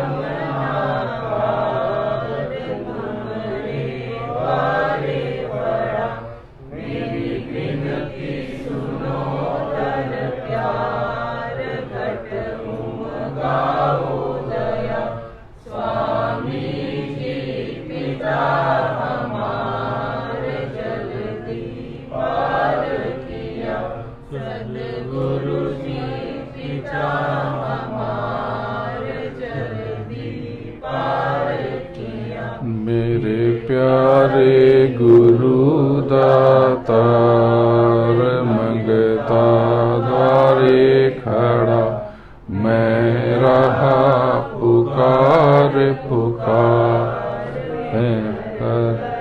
देखो जरा। मेरे प्यारे गुरु दातार मंगता द्वारे खड़ा। जब आप भजन में जो आपने भी अभ्यास किया नियमित रूप से उनसे गुहार लगाओगे, प्रार्थना करोगे तो उन महाशब्दों के साक्षी बन जाओगे। ये शब्द यहीं पे हैं, आपको सुनाई नहीं पड़े क्योंकि आप स्वयं का परिचय भूल गए। जैसे कि धरती इतनी घूम रही, इतने ग्रह घूम रहे, तो ये कागज इसको लेकर के हिलाओ, ये आवाज हुई, तो धरती घूम रही होगी तो कितनी आवाज आ रही होगी, बहुत ज्यादा। तो आप क्यों नहीं सुन पा रहे? क्योंकि आपकी क्षमता सुप्त हो गई, आपकी क्षमता खो गई, सो गई। क्षमता तो है लेकिन वो क्षमता सो गई। जैसे कि जब आँख के ऊपर, जब आँख की क्षमता कम हो जाती है तो देख तो सकते हो लेकिन फिर आप पढ़ सकते नहीं, पढ़ नहीं पाते, तो उसमें कोई कांच लगा लेते हैं, कोई लेंस बन जाता है, तो फिर से वो आपकी क्षमता का आपको बोध हो जाता है, फिर आप देखना और पढ़ना शुरू कर देते। बस इतनी सी बात है।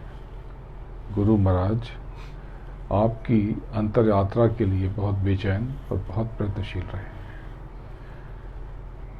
अपनी 2012 से पहले तक की यात्रा कितना कठिन श्रम किया उन्होंने, कितनी मेहनत की, और वो निश्चित रूप से अभी भी आपके लिए प्रयत्नशील हैं। तो नियमित ध्यान, भजन और सुमरन बहुत जरूरी है। गुरु महाराज ने एक और बात कही थी, आज उसकी थोड़ा और व्याख्या करता हूँ। उन्होंने कहा था कि किसी की निंदा मत करो वरना उसके पाप के बोझ से तुम दब जाओगे।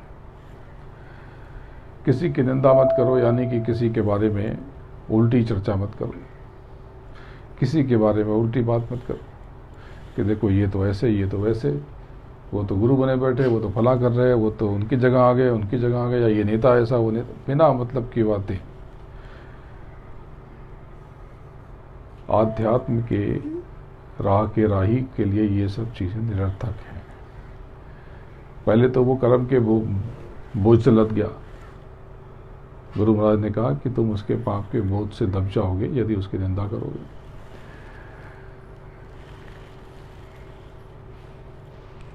आध्यात्म ये भी कहता है कि जब आप किसी के बारे में चर्चा करते हो तो आपका जो आभा मंडल है वो क्षीण हो जाता है।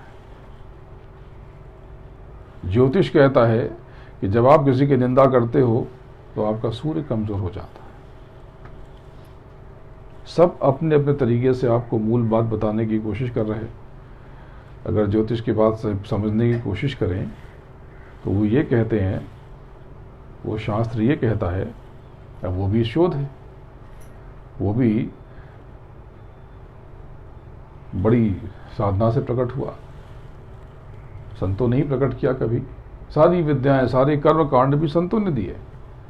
कर्मकांड पूजा नहीं थी, कर्मकांड पूजा है नहीं, वो तो कर्मकांड है कि भाई आप पैदल चलोगे तो इतनी दूर तक जाओगे, लेकिन आपने उल्टे कर्म बहुत कर लिए, उल्टी दिशा में आ गए तो एक साइकिल ले लो।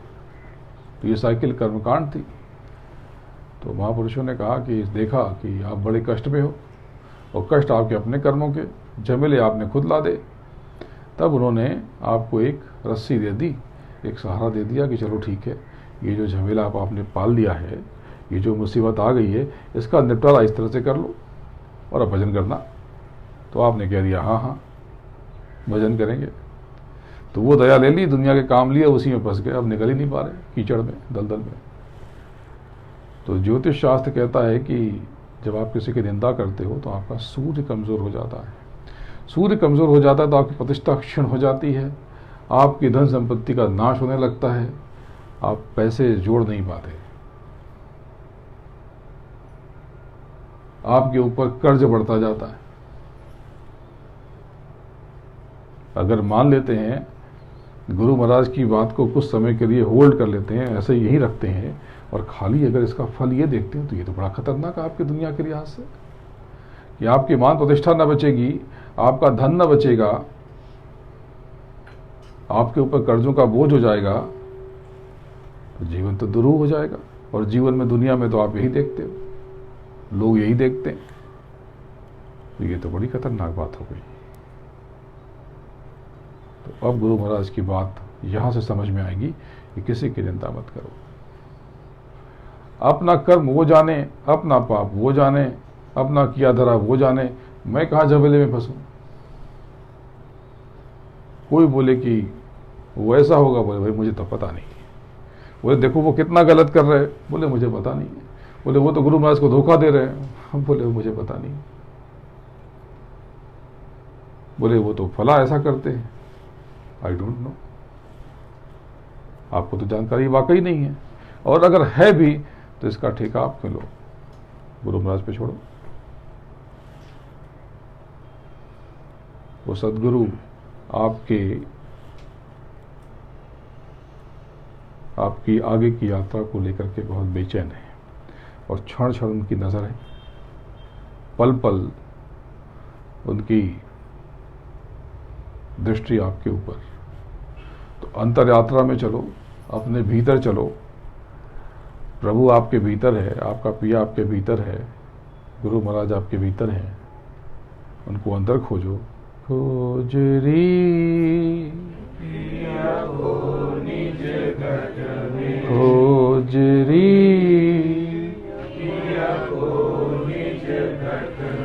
जो तुम पिया से मिलना चाहो, जो तुम पिया से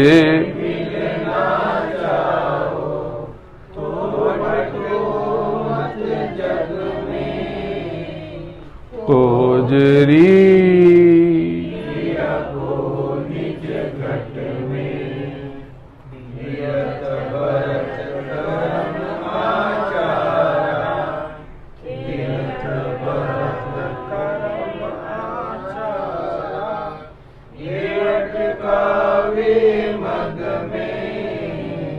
ये अटकावे मग में, खोजरी पिया को निज घट में।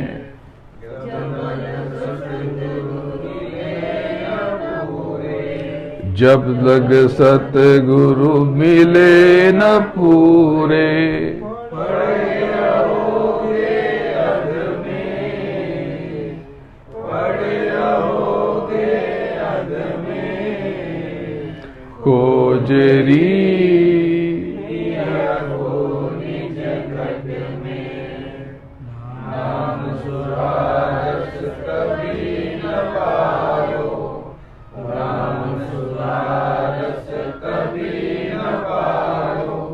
भरमो जोनी घट में, भरमो जोनी घट में। खोजरी पिया को निज घट में, पंडित काजी भेद क्षेत्र सब, पंडित काजी भेद क्षेत्र सब। अटक रहे ढग ढग में, अटक रहे ढग ढग में। कोजरी पिया को निज घट में, इनके संग पिया नहीं मिलना, इनके संग पिया नहीं मिलना।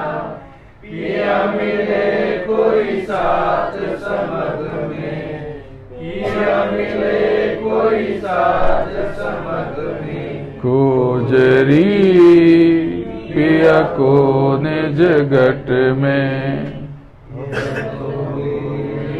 विषयवास में, विषयवास में।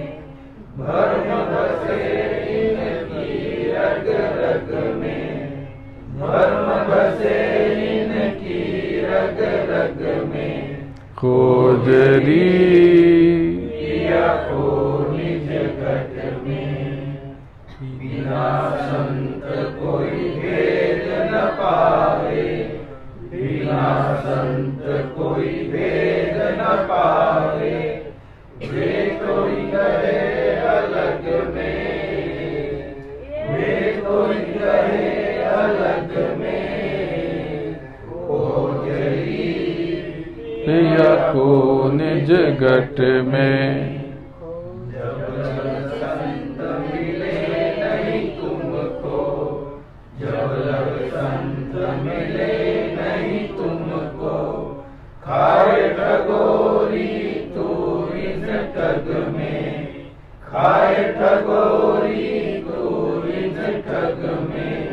खोजरी पिया को निज घट में, सतगुरु शरण गहो तो, सतगुरु शरण गहो तो। रलो जोत जगमग में, रलो जोत जगमग में। कोजरी पिया को निज घट में। जब आप अपने भीतर उतर करके उस सदगुरु को, उस प्रभु को, उस पिया को ढूंढोगे तो हैरान हो जाओगे कि वो पिया तो पल पल हर पल आपके पास ही है, आपके साथ ही है। कभी भी वो आपसे दूर गया ही नहीं। तब आपको अपनी बेवकूफ़ी पर, अपनी मूर्खता पर बड़ा पछतावा होगा। लेकिन ये पछतावा वक्त रहते हो जाए तो अच्छा है। वक्त हाथ से निकल गया तो बच्चू कुछ भी न बचेगा। और वक्त पल पल आपकी मुट्ठी से फिसलता जा रहा, आपकी श्वासों की पूंजी समाप्त होती जा रही। और यही सद्गुरु की चिंता का सबब भी है। एक और बात, आप सब बहुत परेशान रहते हो, कोई इतना, कोई इतना। देखो, प्रभु की कृपा दया हर पल आपके साथ है। हर क्षण उसको महसूस करो। आपको एक अभ्यास देता हूँ, जब भी खाली बैठे रहो, अखबार पढ़ लो, टीवी देख लो, या अपना काम कर लो, क्षण भर के लिए उस सद्गुरु को, उस प्रभु को, उस मालिक को, उस हुजूर को आंख बंद करके अपने आसपास महसूस करो। ऊपर एक महाप्रकाश आपकी तरफ खनखनाता हुआ, झंझनाता हुआ ध्वनि के साथ थिरक थिरक कर आपकी तरफ बढ़ रहा है, आपको अपने आगोश में लेने के लिए, आपका आलिंगन करने के लिए। इसको महसूस करो। हर चीज़ को बहुत प्रेम से देखो, किसी भी चीज़ को नष्ट मत करो। एक पेड़ की पत्ती को भी सहलाओ, एक पुष्प की पंखुड़ियों को भी नरम हाथों से अपना स्पर्श दो। बारिश की बूंदों को हाथ में लेकर के उसकी कृपा उसमें ढूंढो। आपका जीवन इस बारिश की बूंदों की तरह, इस बारिश की तरह आनंद से सराबोर हो जाएगा। आपके सारे के सारे कष्ट जो कि आपके द्वारा ही रचे हुए हैं, लेकिन वो धीरे धीरे नष्ट होने लगेंगे, मिटने लगेंगे। गुरु महाराज, सद्गुरु आपकी बेचैनी को लेकर बेचैन है। आप उनको जब महसूस करोगे तब पाओगे कि वो कहीं नहीं गए, वो यहीं पे हैं, आपके साथ हैं, पल पल हैं, सदैव हैं। सकारात्मक रहना। उल्टी सोच आपका बेड़ा गर्क कर देती है। आप तो सत्संग में कैसे आए? पहले विचार किया कि चलते हैं, तब इकट्ठा हुए। न विचार करते तो ना आ पाते। तो जो सोचोगे, गुरु महाराज ने कहा और आध्यात्म भी कहता है कि जो सोचोगे वो हो जाएगा। तो इच्छा मत करो। इच्छा करोगे तो पूरी होगी। इच्छा सकारात्मक हो तो यहाँ तक ठीक, लेकिन अगर उल्टी कामना हो, उल्टी सोच हो, तो ये बड़ी खतरनाक बात है। मेरे पास दुनिया भर से जब लोगों से मिलता हूँ तो यही देखता हूँ, लोग कहते कहीं ऐसा तो नहीं कि और बुरा हो जाएगा, ऐसा तो नहीं कि और खराब हो जाएगा। अच्छा, अगला महीना तो ठीक होगा ना, उसके बाद का महीना क्या और बिगड़ जाएगा? बच्चा फेल तो नहीं हो जाएगा? अब तो फेल ही हो जाएगा, क्योंकि आप परमात्मा का अंश, आप आत्मा, जीवात्मा, सूरत, और आपने ही तय कर लिया कि फेल तो नहीं हो जाएगा, लगता है फेल हो जाएगा। अब तो फेल होना तय है, क्योंकि आपका कारनामा ही है। सब कुछ गुरु महाराज पे छोड़ो, सद्गुरु पे छोड़ो, और सहज भाव से महसूस करो कि सब वो ठीक करेंगे। ये जो अच्छा नहीं हो रहा, इसमें बहुत बड़ी मौत छुपी है। ये जो अच्छा नहीं हो रहा, मुझे इतना महसूस हुआ, उन्होंने तो ट्रक भर के मामला निपटा दिया। इतने से भोग को, ये तो सुई की चुभन आपको लग रही है, तलवार की चुभन तो उन्होंने मिटा दी। आप यहां से खाली हाथ नहीं जाओगे। उनकी कृपा, सद्गुरु की दया लेकर जाओगे। तो आप ऐसा करो कि दोनों आंखें बंद कर लो और हाथ फैला दो, और जो आपके कष्ट हैं, सकारात्मक भाव में कहना, जो कष्ट है, ये मत कहना कि मैं बहुत परेशान हूँ। आपको ये प्रार्थना करनी है, गुहार लगानी है कि मुझे अब, हे सद्गुरु, हे गुरु महाराज, तेरी रहमत, मुझे यकीन है ये सारे कष्ट आज से यहीं आनंद में बदलना शुरू हो जाएंगे। ये जो मेरे कर्जे हैं, ये धीरे धीरे निपट जाएंगे। ये जो मेरे काम होते होते रुक जा रहे, ये आज नहीं तो कल ये तू मिटा ही देगा। क्योंकि आप क्या कहते हो? आप कहते हो बड़ी परेशानी आ गई, ओफो ये कैसे होगा, ये तो डील कैंसिल हो गई, ये तो बात उल्टी हो गई, अरे बाप रे अब क्या करूं, बहुत परेशान हूं।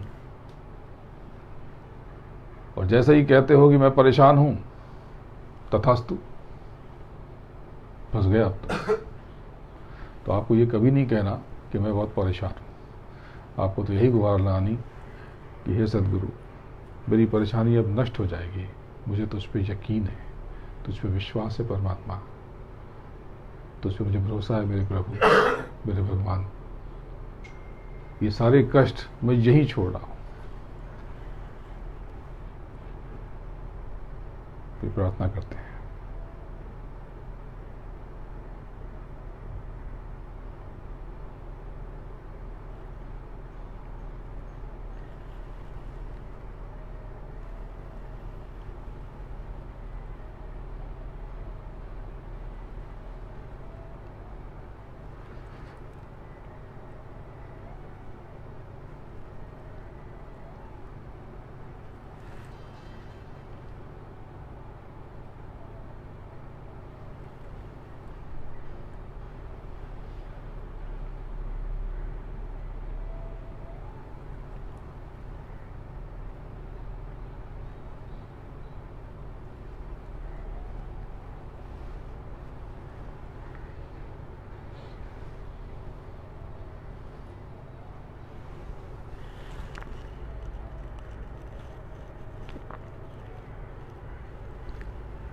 जय गुरुदेव, जय गुरुदेव, जय गुरुदेव, जय जय गुरुदेव, जय गुरुदेव, जय गुरुदेव, जय गुरुदेव, जय जय गुरुदेव। गुरु महाराज के चरणों में प्रार्थना करता हूँ, विनती करता हूँ उस सर्वशक्तिमान महापुरुष से आप सबके कल्याण के लिए गुहार लगाता हूँ। ऊपर के सभी धनियों को नमन करता हूँ कि वो आप सबको आगे जाने का मार्ग दें और इस सृष्टि को, निचले जगत को चलाने वाली सभी सृष्टि, सभी शक्तियों से गुजारिश करता हूँ वो आपके कष्टों को कम करें और अपने से परे निकलने, आगे निकलने में आपकी सहायता करें। आप सबको और आप सबके अज्ञान चक्र पर विराजमान उस सचखंड के मालिक के अंश आपकी जीवात्मा को प्रणाम करता हूँ। जय गुरु।